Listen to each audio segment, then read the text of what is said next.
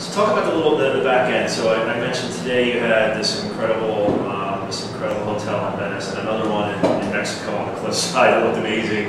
You know, how do you guys go about finding these deals, and what's the process?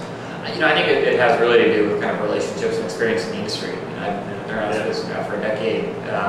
We've got a team of folks who have similar backgrounds. There's a woman named Heather Leisman who leads that team. She comes from Orbitz, and before that, National Leisure Group.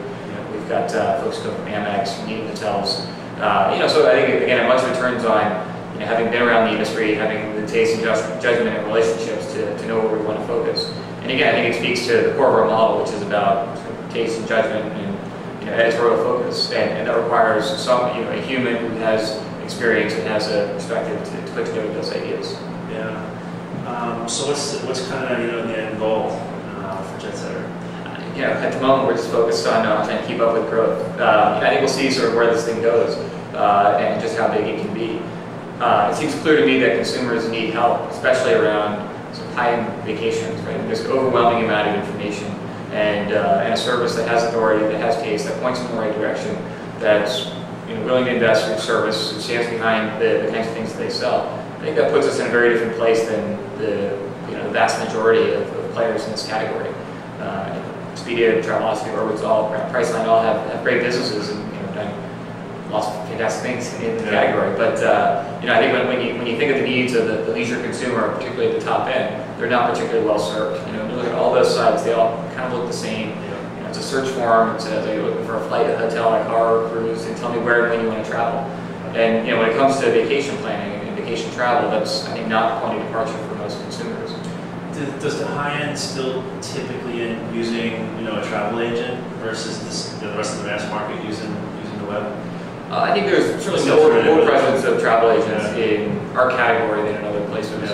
But I think one of the realities is consumers between 25 and 50 are just much more fluent, much more comfortable in an online environment than they would be looking for a travel agent, going inside and asking someone to look at a brochure. It's just not I think how consumers of our generation think about decision making and discovery and research.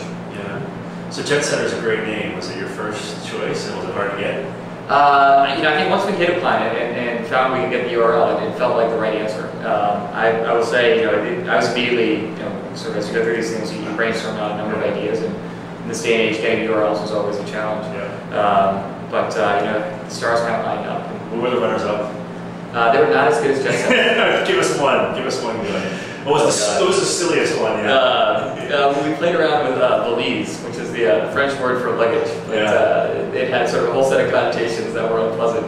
Yeah, I had an online car startup in 1999. One of the names I came up with was Sakura, which I don't even know what it meant, but somebody said, it sounds like Sakurats. Right. I said, yeah, we're going to check that one off. Yeah, exactly. But it's unusual to have such a great aspirational name. Who doesn't want to be? I think someone asked if Belize needed penicillin or something like that. Oh, geez.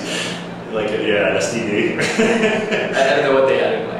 So you have a team of, it looks like 15 or 16 people already? We're up to 25. Wow, that's incredible. So you're hiding a lot of them on your website. You only show. I think we're focused on getting sales up. We haven't spent as much time with the team page. That's great. Are you sharing office space with Gil, or you guys? Oh, you are. That's great. So yet another synergy to be able to. And you guys are in Chelsea. We're in Park and 32nd now. Oh, okay, so you're not far from you're a little above the 14th Street, alley cross line. Right. You're close. But it's still walking distance. So it's and you got lots of great restaurants. And before at Kayak, you were commuting to Connecticut, right? From that. So by that comparison, it's a vast. Yeah, you don't have to get on the train anymore. Right. You did the opposite commute of I think what most people would normally do. Yep. So you got to stay in Manhattan, which is great.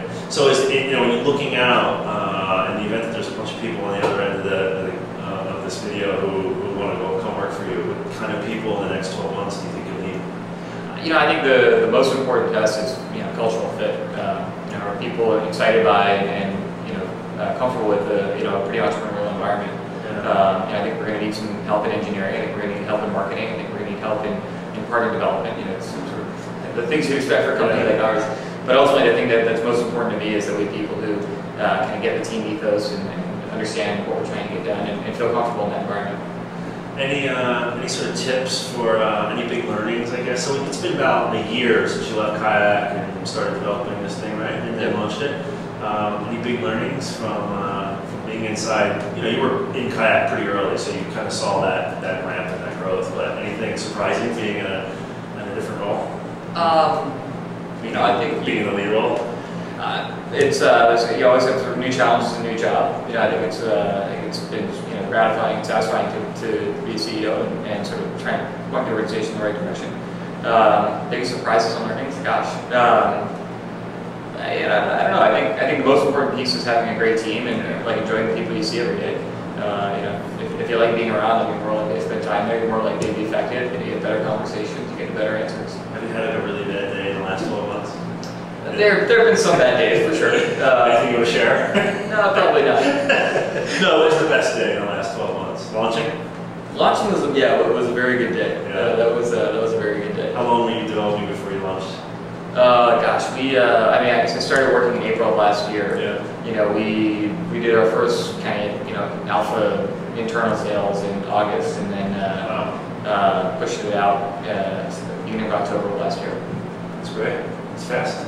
Agile development. You guys are doing sprints, short sprints. Yep. Yeah. That's great. Yeah, I think that's the other piece is you don't have to be right. You just have to be fast. Totally. You can iterate, right? Yep. So it's great. Thanks for coming. We're excited to see kind of the progress, and it looks like you're off to a really good start.